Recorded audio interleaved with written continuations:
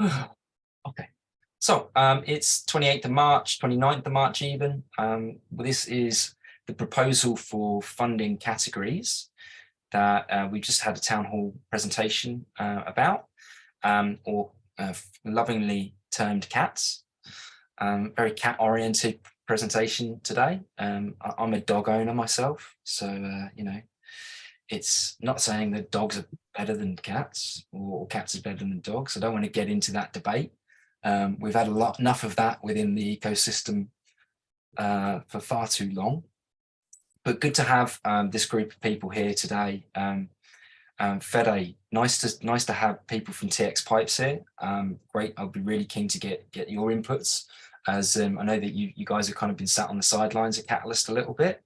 That's what I've heard, and I'm keen to actually create a connection between us so I can learn more from your perspective about some stuff. And that goes for everybody here, right? This is a level playing field for contributing.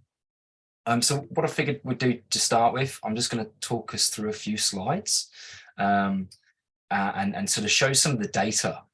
And the starting point was with this. Let's kind of have a look at. Well, that's not the slide I wanted to show, but let's take a look at this one, right? So, this is more of an aggregate slide. So actually, this is where we want to start.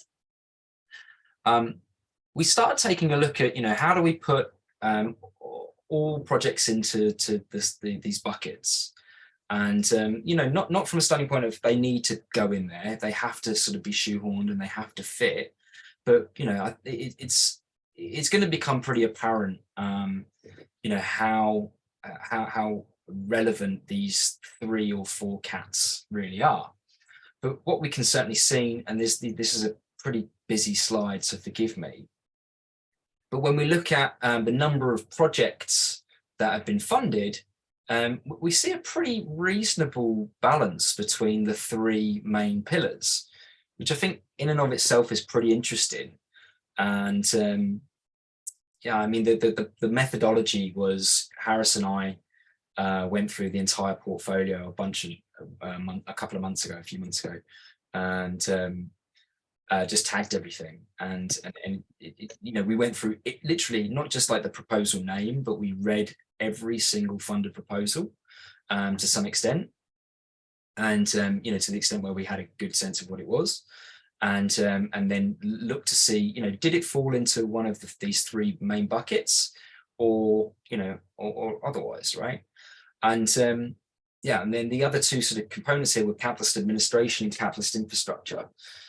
And then when we look at the amounts that are being funded, there's definitely a shift and a leaning into products and integrations, and there seems to have been, over time, from the last 9 funding rounds, less emphasis on Cardano infrastructure, and that includes like all the dev ecosystem stuff, I would argue, and that's how we were treating it. So if it was developer ecosystem tooling, it would typically be like, Cardano API SDKs for Golang, for example, or Plutarch, or any other types of core developer tools that went into Cardano infrastructure, because this developer infrastructure really then is what's going to then enable builders to build out the protocol, and obviously products and services and integrations and all that good stuff. But we've got to draw a line somewhere, right? And then community outreach was the least funded, and again, this comes down to the idea of balance, and how do we determine what are the right priorities at the right time. And then again, catalyst administration and infrastructure, and often these are like really early stage experiments with governance, or supporting the catalyst circle, or the audit groups, or different sort of circle representative groups that have come out over the last 2 years. But I figured this is like a pretty good. And does anybody have any thoughts about this? Like, when you see this, does it surprise you? Does it? I mean, yeah. Anybody got anything they want to say? Otherwise, I'll just move on. Yeah, I guess one interesting thing would be there's obviously some, when you say building on Cardano, I think that's the difference thing that's interesting to me is like, since like also that transaction pipe and some of the tools that are for using for developing different applications. I think technically they are kind of building on Cardano because they're making extra tooling that's being used under the hood with Cardano. So I guess that differentiation of how you've kind of separated things between Cardano infrastructure and products integrations would be interesting because there's a few ways you could skin that cat. Yeah, I absolutely agree with that. You know, there's like as a point of being able to go through this process and methodology, the idea was is if that you're creating tools for developers to then build on Cardano or for Cardano, we would kind of put that into infrastructure. I mean, you know, but if we were to put it into the building on Cardano and into the products and integrations camp, you'd see a lot more products and integrations projects, right? But you know, as I said, we had to start somewhere, and this was I think you know, a point of note really. But yeah, good point, George. Anybody else? All right, well, let's have a look at a couple other slides. So yeah, if we dive in deeper into products and integrations first. So I didn't really talk about this too much in the presentation, but there's this notion of subcategories, subcats. And I think, you know, we could probably best liken subcats to challenges, really. You know, the idea being here is that, imagine when you're coming to submit your proposal, you know that you're going to be putting it into the products and integrations category.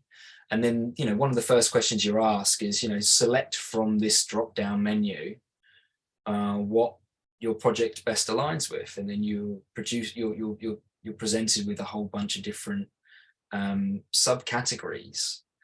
And you know, I think this is more relevant just to sort of build a metadata structure and a picture of where funding is actually going, rather than, you know, this is about you know, the DAO's challenge, or the DAO, you know, DAOs need to have its own specific scope and whatnot.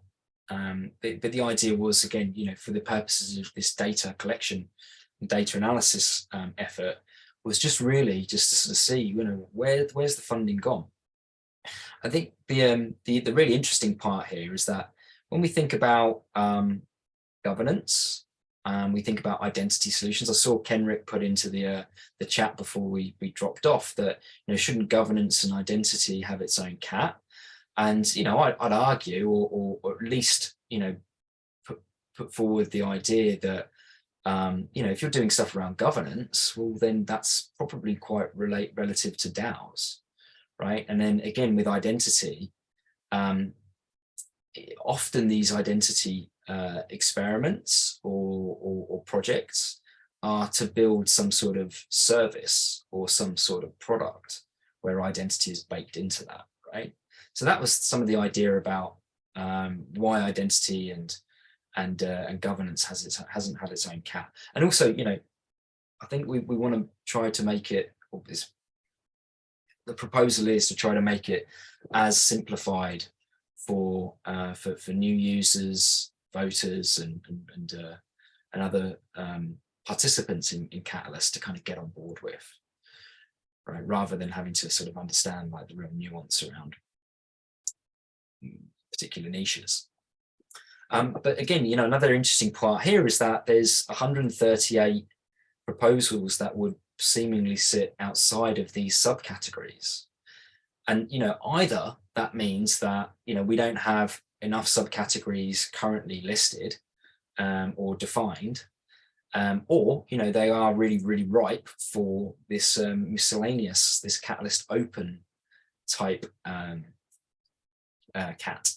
And you know, I think there's another point of note is that this idea of Catalyst open, this can help to inform, you know, future subcategories and future directions, because, you know, there'll be stuff that's left to center that's going to go in there, you know, things that even us early adopters and innovators aren't really thinking about, that, you know, people on the fringe are coming with fresh perspectives and ideas. And then once they've been able to demonstrate what it is that they've done, you know, in maybe through Catalyst Open, that then, you know, becomes a subcat in and of itself within one of the main categories. I mean, this is the idea, right? This is part of the proposal.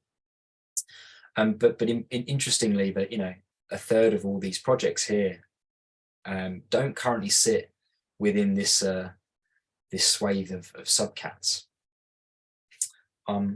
Anybody got any interesting insights they want to raise or points of view? All right, moving on. So when we looked at the community and outreach or the civics and expansion type cat, yeah, I mean, I think, again, it's really interesting. The majority of projects are for regional expansion. And I think that's really, really notable. And testament to the idea that if we don't have the facility for people from different parts of the world to be able to participate every round, why should we expect them to come back?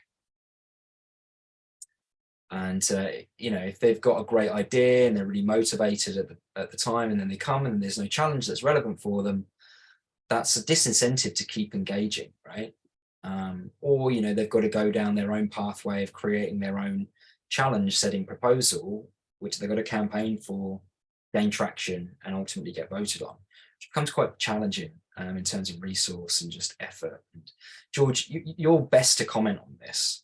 The amount of time and energy and resources that are spent on setting challenge proposals.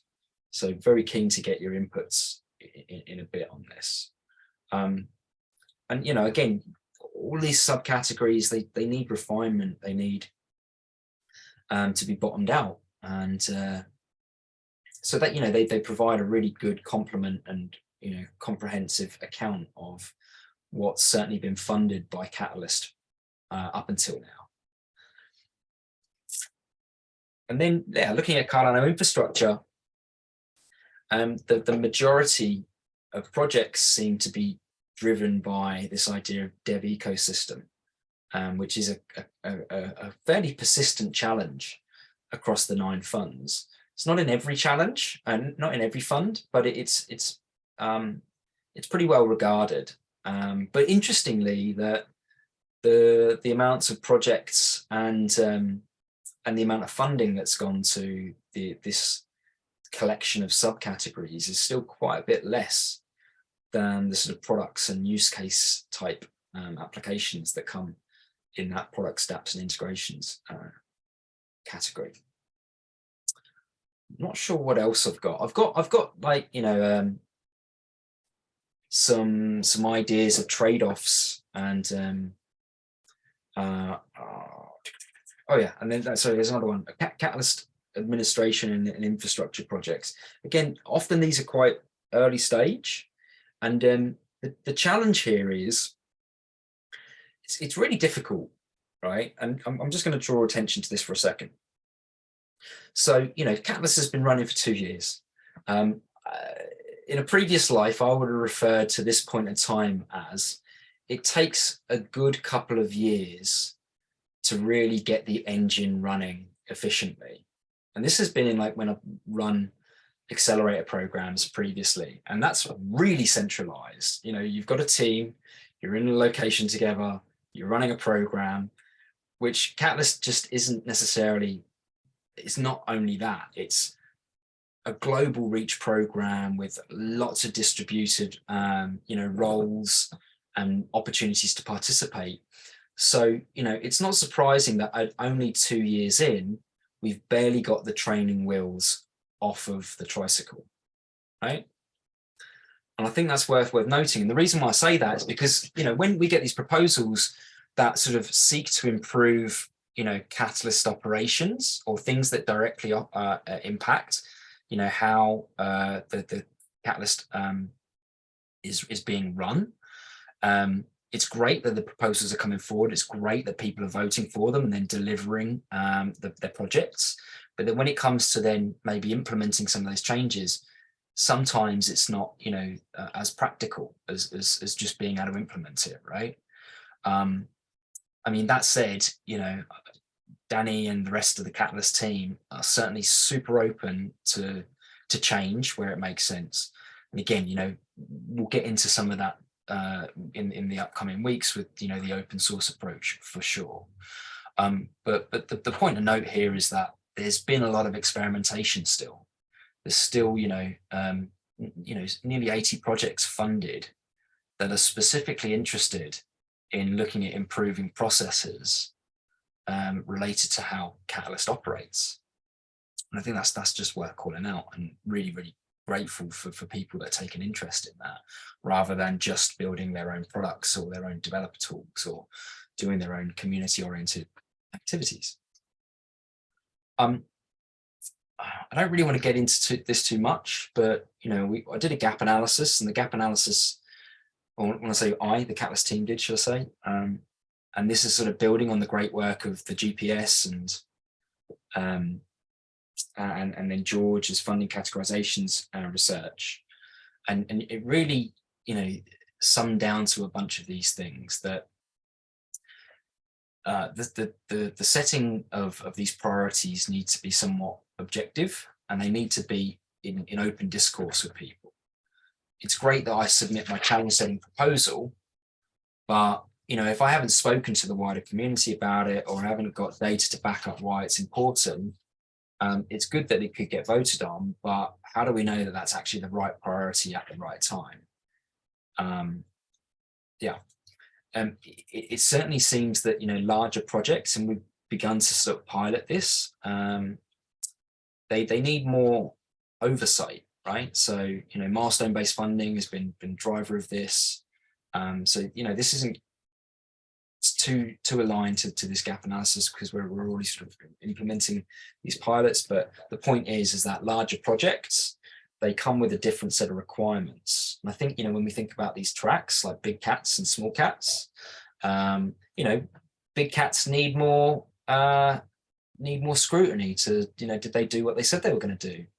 Smaller cats need less scrutiny and auditing, but maybe need more help on the mentoring side and just getting things up and running. But we also need to make sure that we create these conditions where there's a high volume of low value experimentation, because again when we're thinking about bringing on the next 100,000 users, not everybody's going to come in with really large size projects. They're going to dip their toe into the water first, and we want to make sure that they feel like it's inviting, the water's warm, and that but importantly they're able to be kept accountable. So we've already discussed this idea around meritocracy and demonstrating, tell them what you're going to do, go and do it, tell them what you've done, and that's beginning to become the norm. And I'd like to think that in Fund 10, the milestone approach could be applied to all projects being funded. It certainly gives a lot of confidence that projects are being held accountable, and it gives a lot of opportunity to demonstrate what it is you did to people that care about what you did, but maybe don't have the time or the inclination to dive through monthly progress reports or keep up to date with the website. But proof of achievement demonstrations, whether it's through Catalyst town halls or publicly openly available videos or this kind of stuff, it helps to kind of give a really good insight into how projects are delivering. And if anybody's used Kickstarter, it's really cool to be able to get on board with a project at the ground level, and then see their progress and delivery over time. And so I think for project teams, it helps to find audiences when you're continuously demonstrating what it is you're doing and growing. It's this idea of a SIP-like process. Now, this gap analysis was done at the end of last year, so this slide hasn't been updated for a while. And we can certainly imagine that maybe in the future, post Voltaire implementation, that, you know, changes to the scope of cats or something will form some SIP-like proposal, right? That's, you know, justified and reasoned, and then can be kicked around by SIP editors and the community at large. You know, and it's really important, I think, to really recognize we're not there yet, right? Voltaire isn't implemented. There is no community consent processes outside of, and you know, there are very few community consent at an ecosystem level processes to make decisions on things beyond sort of the catless fund cycles. And we're seeing experimentation going on, Sunday swap, drip drops, Cardano Foundation, it's all good stuff. But again, you know, I'd like to think that once Voltaire is implemented, that we'll have clear pathways where we can put forward these suggested changes that are based on evidence, they're based on data. We've got good understanding of where it goes. Yeah, and then I mean, George, maybe, I don't know whether you've got slides handy. I've got a couple of slides that summarize the cost analysis that you did, but maybe you want to show a couple off, or we can lean into the ones that I've got to sort of show about how you go about understanding, yeah, how challenge setting seems to be a waste of resources. You don't have to, by all means, if you want to take it easy for a bit. Oh yeah, I can re-jog my memory of it. Let me get it's all on Gitbook. Yeah, nice. Anybody got any thoughts and feelings while George is finding his feet? I mean, what do you think about the cat approach? Let's start there with an easier question. Does this, where is it? Does that seem to solve a pain point? Does it address needs? What do we think? Yeah, I'm very excited for a change toward the direction of categories. I guess the questions are around size of each category and you know, that sort of decision making and how all that plays out. But yeah, very encouraging. One thing off this slide that I did notice, so you've got 20K track, sub K track in the Catalyst Open. Does that mean it won't have a big cat track? Well, I mean, to be honest with you, the idea around sort of big cats and small cat tracks is it's just an idea, right? Similarly, this idea around open and you know, some sort of threshold or limit is just an idea. I think that, you know, a lot of projects that are outside of these main three cats are generally quite small anyway. That's yeah, I can't show you data just specifically to back that up now, but you know, having looked at it anecdotally anyway, it sort of seems that way. But also, you know, if there wasn't some sort of reasonable limit on that, then, you know, if it's something that doesn't fall into one of these other three cats, therefore it's not necessarily like being decided upon as a funding priority, you know, through this consultative, collaborative, workshopped process, right? That we'll do in the next coming months. You know, maybe if it's not one of those funding priorities, then maybe it shouldn't have like some sort of unbound limits to it, right?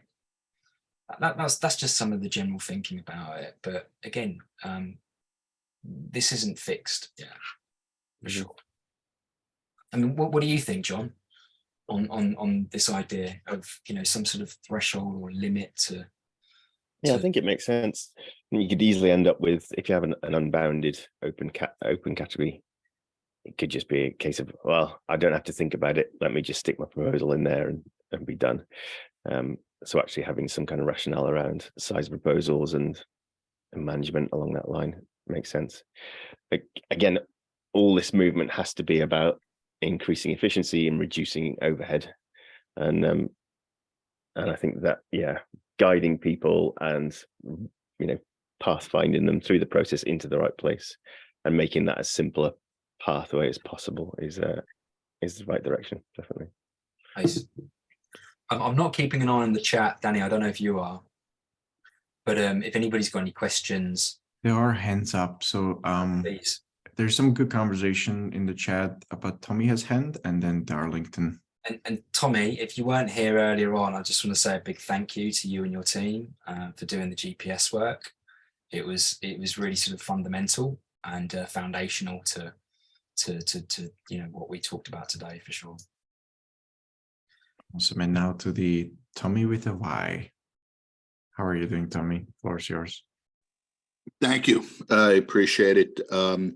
I applaud this this action, this design. I think it's going back to something that I've always been a proponent for, is the original Treasury paper, where the designers had to set categories. I think they had 5 or 7 categories. I don't recall right now, but as the previous speaker said, it will cut out, it will increase efficiency and cut out some of the confusion and everything else that goes along with choosing categories in each funding round. So I applaud this. The name is cute, big cat, little cat. I like that. As one of the team members on the CT for Fund 8 for miscellaneous, and the sole person who proposed miscellaneous in Fund 9, which did get voted down, I think it is probably one of the more important categories, catch-all, or as you said, round pegs and square holes. So I greatly applaud cat number 4. So I think you guys are doing a great job. The only concern I have, and I think you may be approaching it right, is the community should not get a feeling that this is being crammed down their throat by any one of the big 3. So I think your approach is very good, very subtle, very nice. Thank you. Thanks, Tommy. Yeah, there's certainly no intention and no ambition to ram anything down anyone's throat, right? Ultimately, you know, it's got to be with collective consent to move forward. But you know, we've all been in our own spaces, you know, frustrated with the status quo, I think, to some extent, you know, in different, you know, spikes and spokes and avenues. And you know, we need to create these conditions that enable us to see each other's perspectives, to learn from each other, and really, you know, can't say it enough, collaborate more so than compete and be combative with each other. So yeah, really appreciate that perspective, Tommy. Thank you. Who's next with their hand up? Darlington, wasn't it? It is I. Thanks again for doing this. So some of the mechanics of this, there is 4 cats, 5 cats, what does challenge team look like, how we're gonna do budget setting, is that all for the workshops? Yeah, I think so. I mean, I think challenge teams, it's been pretty well, just to pick up on that point, it's been pretty well justified that something needs to change there, right? Like there's and you know, some people have proposed that maybe there's these 2 kind of roles within this idea of, you know, what was called challenge teams, or has been called challenge teams. You know, there's you know, work on the front end, which is, you know, getting the challenge presented at town hall, and then motivating proposers and helping them to come up with proposals, or, you know, getting them submitted. And there's been the onboarding of those funded projects, and then, you know, there's this long big period in the middle where there seems to be, you know, some engagement, you know, varying levels of engagement, and between, you know, those people that are, you know, in the challenge team, and then those people in the funded project team. And then there's, you know, 6 months goes by, or 3 months goes by, whatever, and then there's a presentation about, what do we all learn? So I think what we can say is that we've learned quite a lot, and we've learned that things need to change. And some of that change is coming from this idea of the milestone-based funding pilot, where we've got individuals from the community now, and I want to champion and invite people to come and get involved in this for Fund 10. Be part of that group of people that is verifying whether or not funded projects have done what they said they were going to do. It's not about doing full audits and understanding, did they spend every last penny in, the way that they proposed, but did the deliverables get delivered?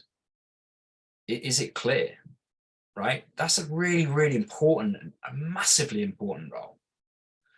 And so I certainly see that, or I think that, it's fairly clear to see that if we move to these sorts of cats and categories, then we still need shepherds and mentors and people that are able to help on board and support proposers. And we still need people that are going to be able to keep an eye on those projects as they're delivering. Maybe it's, again, mentoring.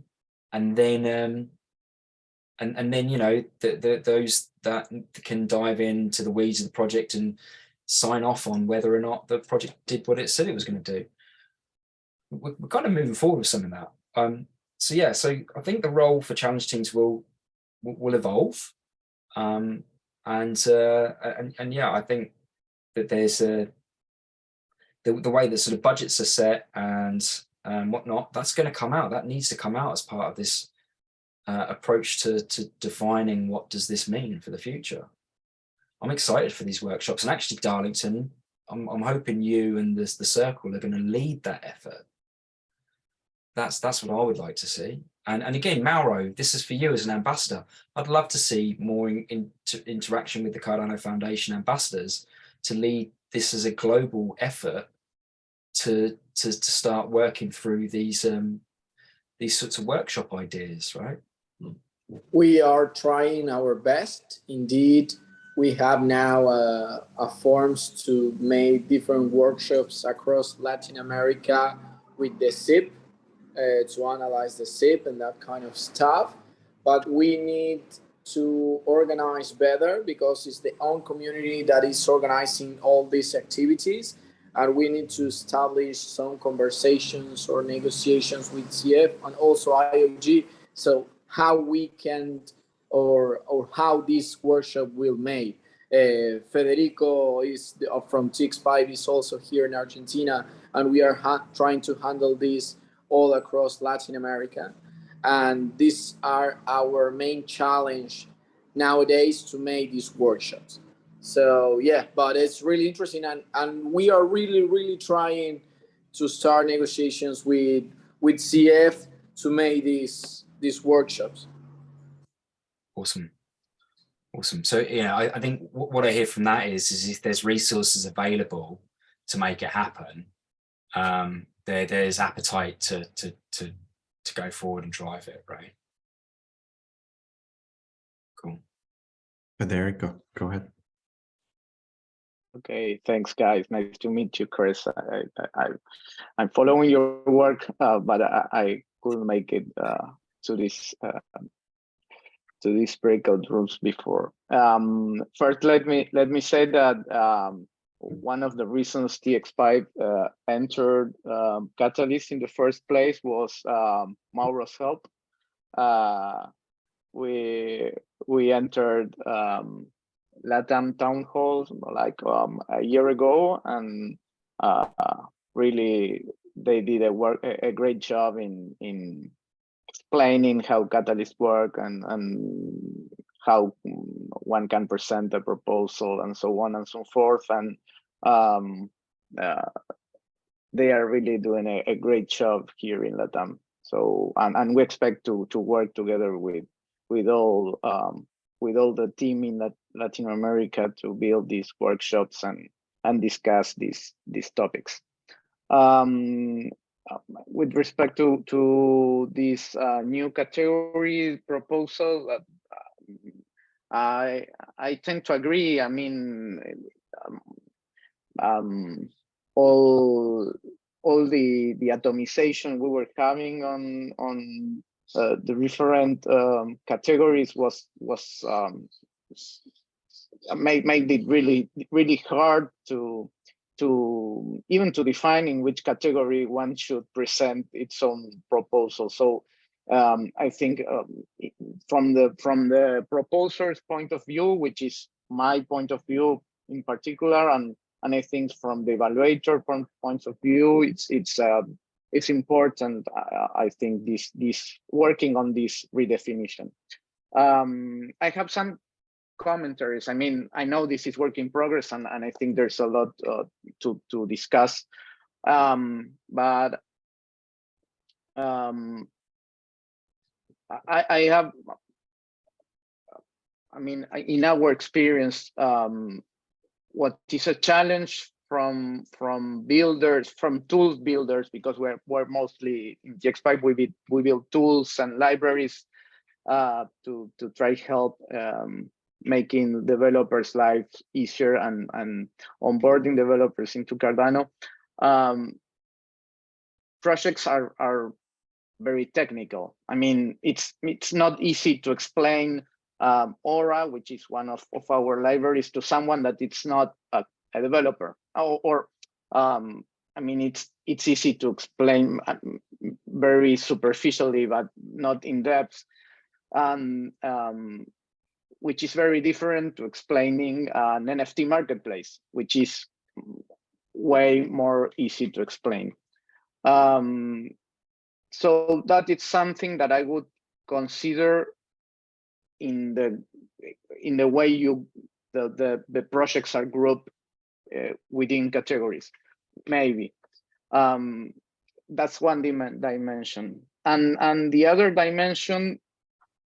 And really, for this, I don't have a different or a way to solve it, but it's interesting is to consider whether the proposal has a business model behind, and when proposals don't have a business model behind, because an open source library like some of the ones we build really don't have a business model behind. They are just libraries to help developers, or to be used on other projects, on projects that other teams can use to make a business model, or the app that has a business model behind.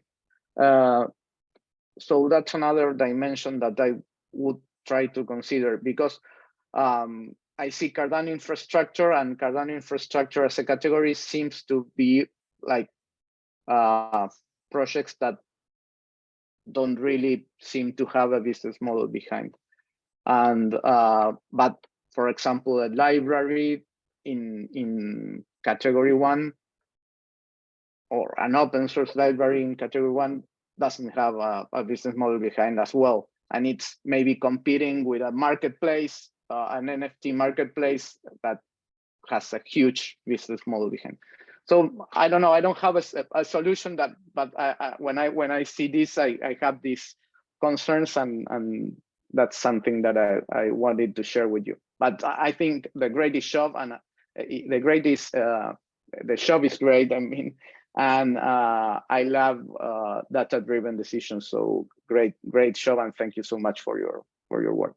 Yeah, no, thank you, Fede, and thank you for your work. Importantly, yeah, I tend to agree with you. I'm sure others got perspectives as well. Yeah, the commerciality of projects, or the merits of open source. And one of when we started wrestling with this idea of open, Catalyst open, maybe there's a tendency, or maybe it could be a condition that, and this is how you prompt the voters or the evaluators, the reviewers, with information. But maybe Catalyst Open should have like a tendency to support open source projects, right? Maybe it's in the name, but yeah, I mean, and if I think part of the purpose of the workshops, well, not part of, a lot of the purpose of the workshops that we'll do together will be to define what is in scope and what isn't in scope for a particular category. You know, should all products and integrations come with a business model? Maybe, maybe not. Should things like libraries be better placed in Cardano infrastructure because they become enablers for other people that are building, you know, for you know the growth and development of Cardano? That helps to then enable people to build on Cardano. Or these are all open questions, and the point is I think part of the biggest problem, and I think we touched on this in the presentation earlier, is that when you look at the 100 challenges and you look at all the different KPIs that were set for each of these, you know, return on intention objectives, it's become really effing hard to sort of slice and dice and understand whether it's delivered that ROI, right? And so maybe part of the process for the workshops is we define what are those common measures of success and common sort of metrics to then be able to baseline and benchmark future decisions around what should be the priorities going forward. So yeah, I agree with everything that you just said, Fede, and yeah, looking forward to having you involved more and more in the conversation for sure. And Chris, something that I want to highlight about the workshops is, and this is my personal opinion and main concern, that, for example, sorry, here in the region, we don't have a head in IOG or the foundation that help us to carry on with all this. We are doing by ourselves. And I think that if there is someone of the team that is able to help with when we have a direct contact, which is their responsibility to lead the region and lead these workshops and kind of things, will be more easily, because nowadays in the community we are talking about, well, what you can do, and we have time issues, that kind of stuff. What I see the most difficult thing leading the LATAM region also is happening in Europe and all across the globe with the workshops and this kind of meetings, is that we don't have a head or an employee in IOG or in the foundation who is the lead of LATAM. When we can talk or know more about the goals about the IOG or that kind of institutions. I don't know if I explained well my idea, but this is our main concern once we need to organize all these things, because we are really working individually in the workshop, in the SIP, in doing our best in the ecosystem, but we don't have, for example, if I have a concern or I need to solve something organizing this workshop, who I'm going to talk with? There is no one in charge of the workshops in LATAM or the workshops all across the globe to solve my questions. The same happened in the CF. If I, for example, talk to someone in IOG who has another responsibilities, I'm affecting their work and they are going to say, this is not my job. I don't know if I'm explaining my idea, but that's what happened actually with the workshops aspects, but we are trying our best to carry out in all region. Yeah, I mean, Danny, do you want to pick up on this? Because I think you've probably got some perspectives for sure.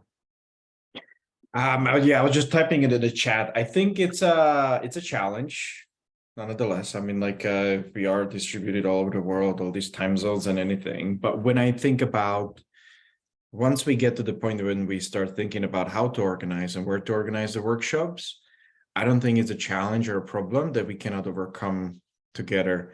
And I think at a certain point, once we get over the hurdle of the next steps and whatnot, I think that would be a natural next step, trying to figure out what is the viable framework to get people involved. I couldn't stress how many times we have conversations on a daily basis in the Catalyst team. How do we get people involved from the other side of the globes? How do we distribute that information? Do we have capacity and what to go about it?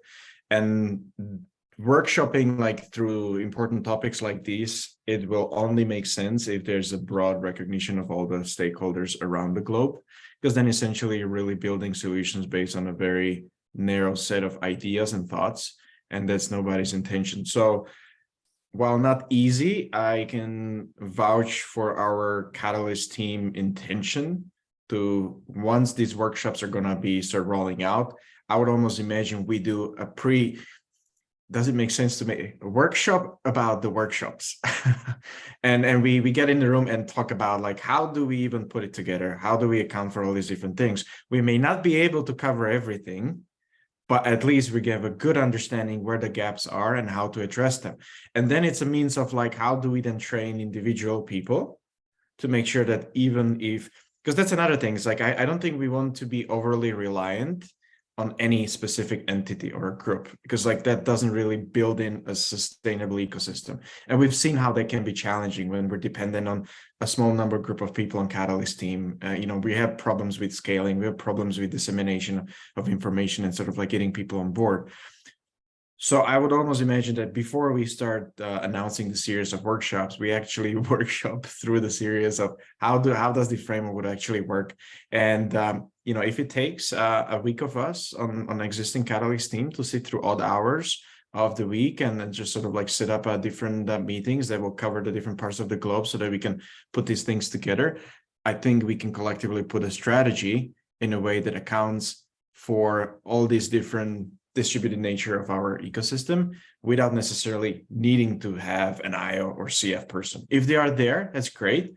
But I think we need to be learning and positioning us in the ecosystem that empowers people to be able to do that without IO behind their back or without a CF. It's great to have, I would say, to have IO, CF in your corner, but I think we need to be thinking ahead, like what does this ecosystem looks like 1, 5, 10 years down the line? And it's not through looping back always to IO necessarily, but also looking where the strengths and ultimately weaknesses in collaboration within ecosystems are. So 100% I agree. It's definitely on our mind, and I have lots of notes, and hopefully before we even kick off any of these conversations, we're going to touch point first intensively and set the path. Exactly as you say, Daniel. For example, I don't know how to handle a workshop, and if you need to amplify to a region, we need to define an agenda, how is going to be the meeting, what Yes. topics we're going to talk, and we need to define all of this ourselves, And in Buenos Aires is currently 30 people that it's interested in a workshop about the SID, but we are handled with those challenges about where we can do it, how is going to be the agenda, which time we going to do in the topics of the agenda is a huge challenge. We don't know a document or info about how to do the workshops. As you say, we are talking about workshops, but we don't know how to make workshops, and we need to make workshops to do workshops. Hey, Mauro, I'll tell you, half the time we're learning alongside everybody else. So don't you feel any moment bad around it. I really like what Tommy has hinted in the meeting check. I think there's a really great opportunity to leverage the strength and the ecosystem fabric of through the, we have a concept of Cardano ambassadors. I don't necessarily know if we have to be labeling them straight out catalyst, but it could be a subset of actual Cardano ambassadors that are being empowered through the means of the Catalyst team and see where that leads off. But again, those are the topics that we can definitely unpack. I just wanted to underline there's every intention from our end to figure out a way that this actually has legitimacy and legs. Yeah. That is not sort of like, as Tommy that mentioned earlier, showing up and just jamming things down with people's throats. By any means, it's the opposite. So, and I don't want to spend more time, but as what you say about the Cardano ambassadors is that we always want to help, but sometimes we don't know how to help. Our main goal is to help IOGs to reach their year goals. The same with the foundation, to spread the word, to help. But we don't have, for example, some tasks or things like that. or I don't know, a document about how to help, for example, with the workshops and challenge. And we will love to do it because I'm always looking how to improve the ecosystem and things like that. But that's a very interesting topic that you touched about that. Thank you, Myra. Yeah, we can certainly help with all that for sure. George, do you want to show anything? Is there any, or, you know, how are you feeling about it? Do you think it's I don't know how engaged everyone would be in some of the numbers of the cost comparison stuff beyond just showing the link. why don't you just give one slide, one view, like one idea, just because I do think it's important. I know you've done this before, but it will help to level set around, you know, where some of the context of this has come from. Yeah, I mean, I guess if I share, there you go, I can't share You can. at the moment. Let me have a click. Because you're sharing at the moment. Oh, Danny, can you give? No, you just need to stop sharing. I think in the breakout rooms, I think they have limited capability. Got it. Share. Should it open? Oh, damn, what is this? I still got a new MacBook and I need to now permissions. Let me see if I've got a slide for you, if it's helpful. Yeah, I need to quit and reopen, so I'm not going to do that for now. But if you just show maybe just the. Yeah, I've got a nice slide for you. Here's one I prepared earlier. There we go. Right. Okay. So.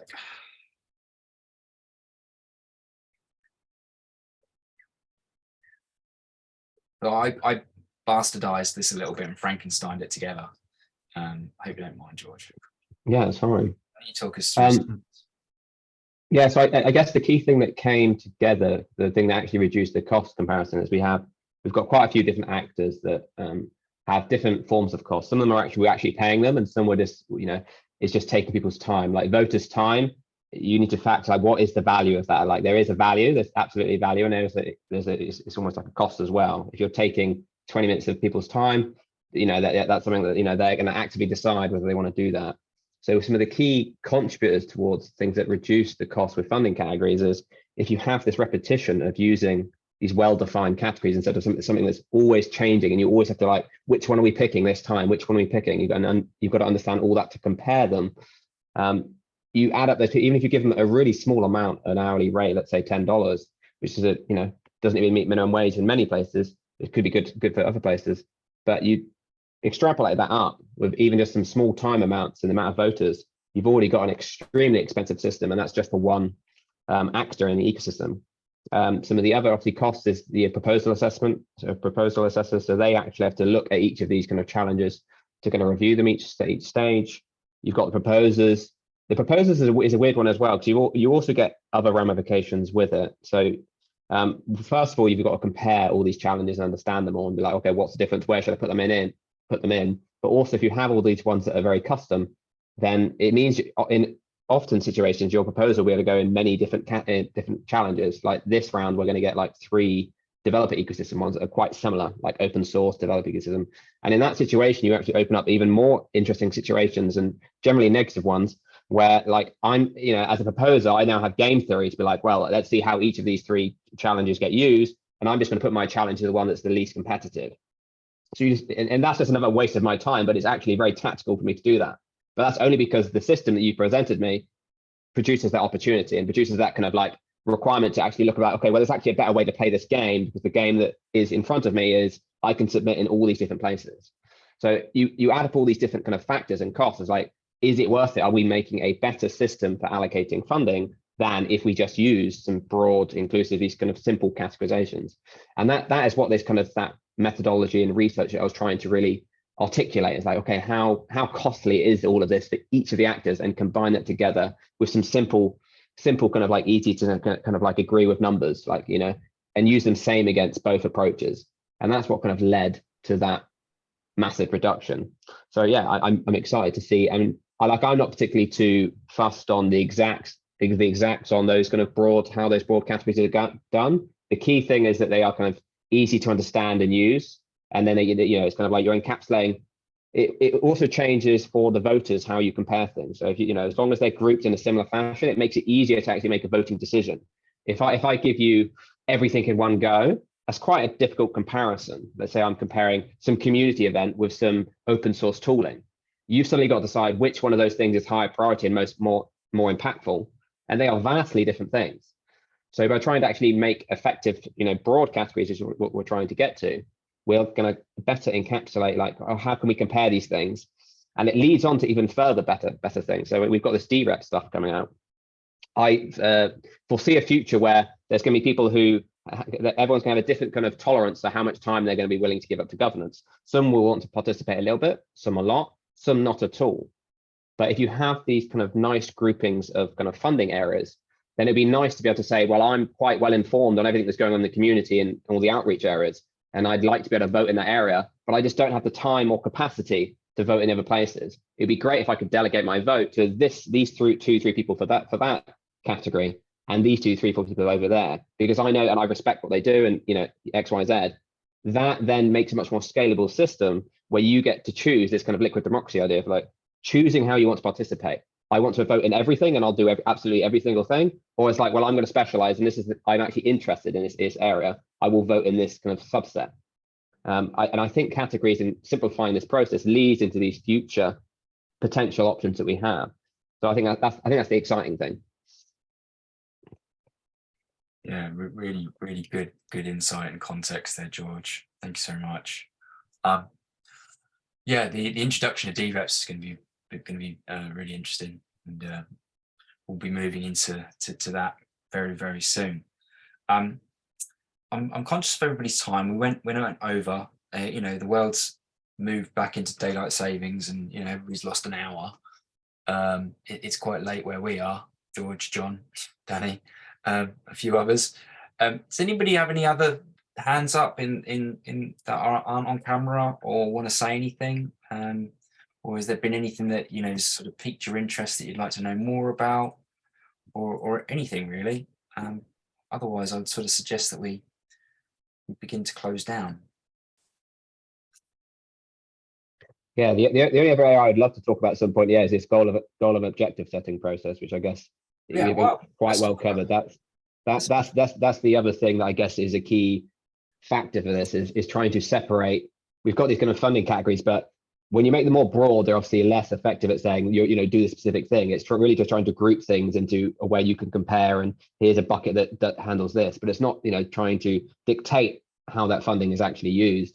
And this is where you kind of alluded to it in the subcategory stuff. There's like different things relevant to different areas, but I feel that is something that's worth considering, maybe in the future, or maybe even start talking about in the workshops. Is how can the community come together and start saying, open source libraries for this specific thing is really the most important thing, and how can we make sure that is easy to highlight, vote on, and kind of come to some consensus on, and then target which of the proposals are actually trying to address that kind of thing.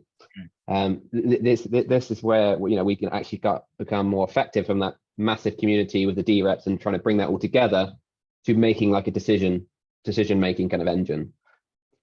Yeah, I think it's such a super important topic, and one which warrants collaboration rather than competition, right? And this is, I think, I keep on beating this drum, but where and I say it jokingly, the Cardano for cats people are fighting with the Cardano dogs people, and the Cardano for giraffes people don't even get a look in because they're much smaller.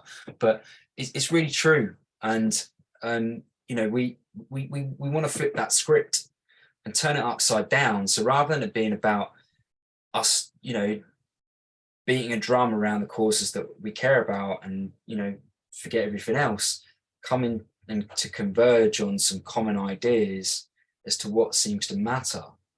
And I think we do that by spending time, getting in a room, having some clear focus activities that gets us to a point where we know that the purpose of coming together for these workshops are for X to produce Y, right?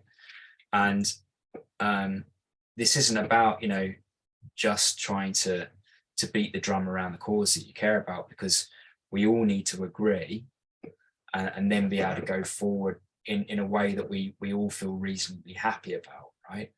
So I don't think it's insurmountable at all. I think it's just a reframing of what the goal is.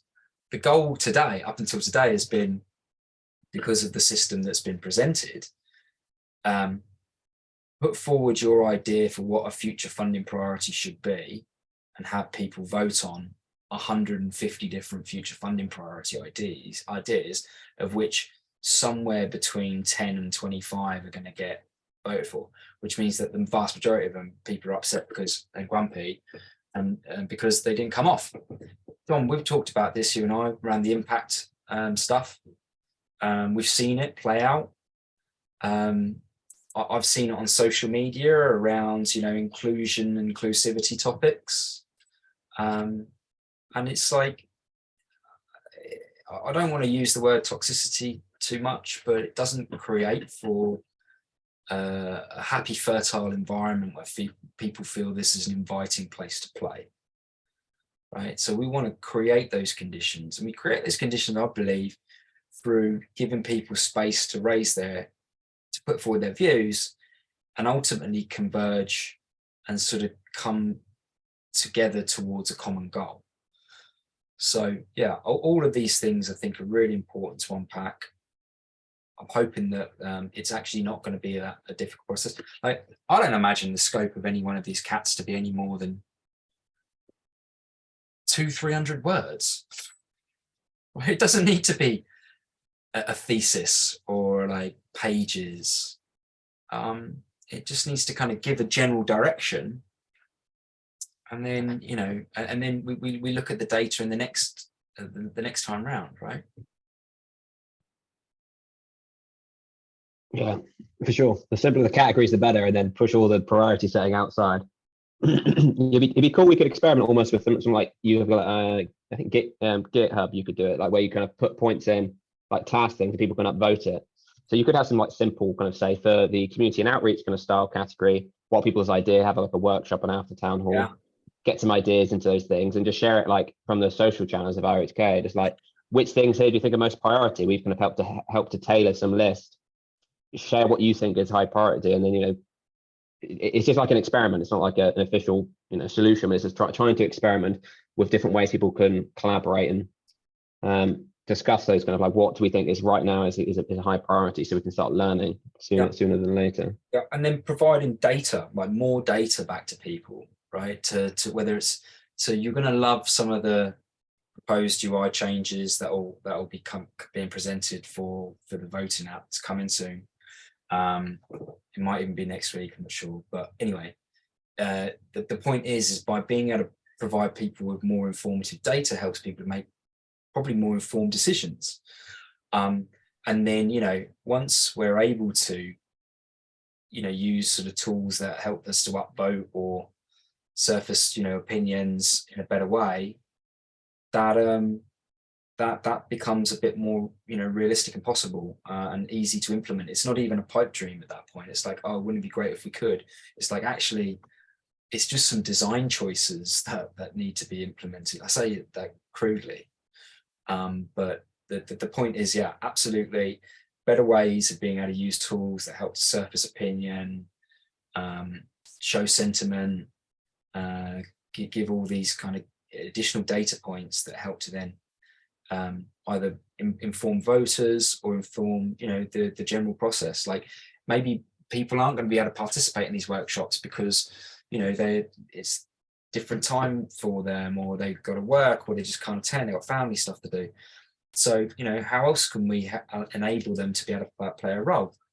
Well, maybe it's still going to be fairly analog and not complete by the time we come around to do this for Fund 10, in terms of these cats for Fund 11.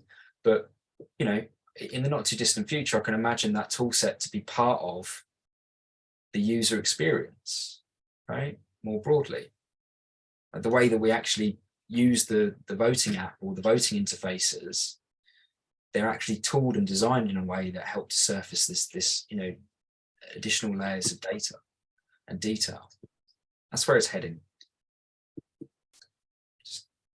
Yay. Yay. How's it going, Tom? I'm good, good. I like governance discussions, as you well know. Was it fertile? Was it a cordial environment? I did my best to be what's the word? I did my best to be polite in the face of poor moderation. Oh, okay, cool. Tommy's just asked a question. So I think, you could consider a lot of wallets to be tooling that should make up the sum of all the parts.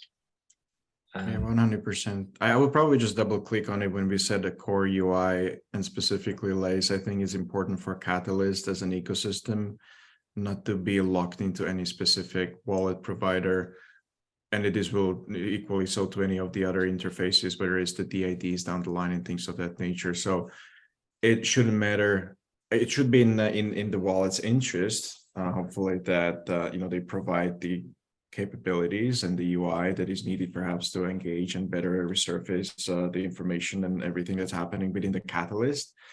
But I don't think we should necessarily be thinking through the lenses that one is a core of the other. There will be pioneers, just like we've seen initially when we opened the registration for the voters. There were wallets that, we started with Daedalus and then it was open to all the wallets, meaning that you got Eternal, Typhoon, and a bunch of others as well that are doing it. So as long as they're meeting certain quality standards that are set forth by the Catalyst as an ecosystem, then you have a better way of building something. You build it, maybe you even get funds from it, and then you converge upon those Catalyst standards and you supply a new solution. And essentially you're incentivizing innovation from many different directions, from many different teams who would be interested in participating.